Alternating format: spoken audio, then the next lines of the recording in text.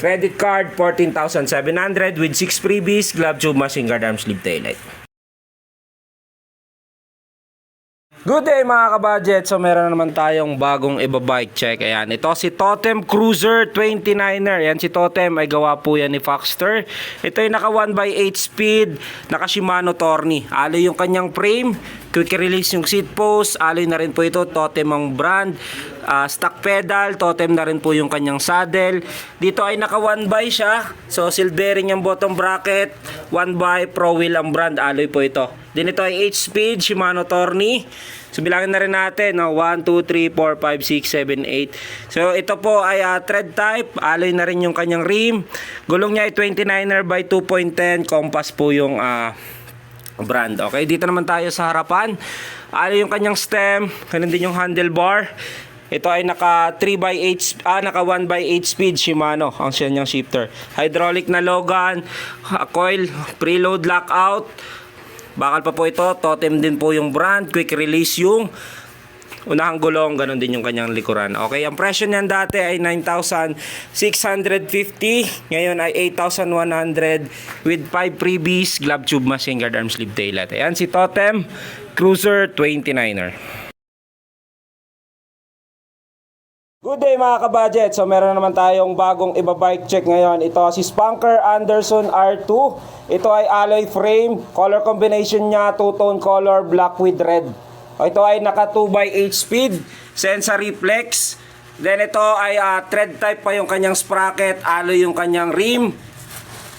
700 by 28C ang kanyang gulong, naka tan wall.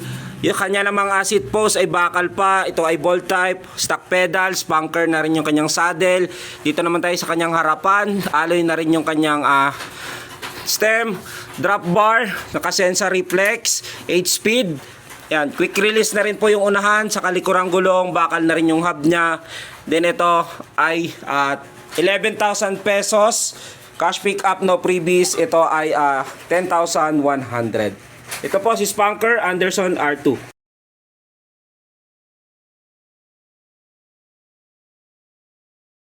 Good day mga ka-GMC. So meron naman tayong bagong iba-bike check. Ito si Tossic Grand Fondo B2S. Ito ay road bike, size 47. Alloy yung kanyang frame, two-tone color combination. Then ito alloy na rin yung kanyang seat post, stock pedal, Tossic na rin yung kanyang saddle. Sa stem naman ito ay Tossic din, 90mm. Ito ay alloy na. Sa drop bar naman niya, ito ay alloy din.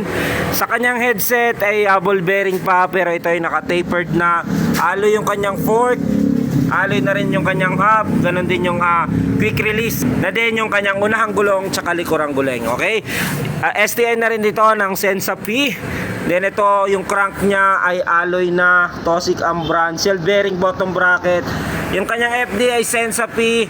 Sensa P din yung kanyang RD. Ito ay 10 speed cassette type, alloy yung kanyang hub, rim.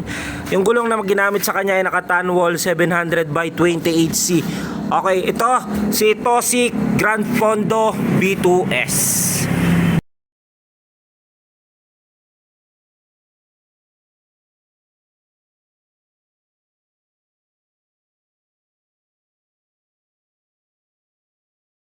Boss Crosta 80 LZM 12 speed.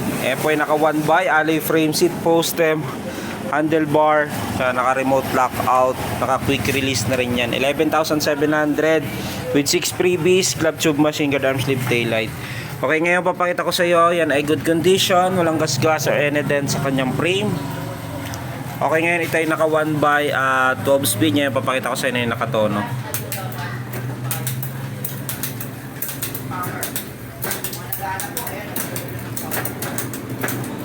Okay, so crank niya 1x, alay na rin kay gulong sa likuran.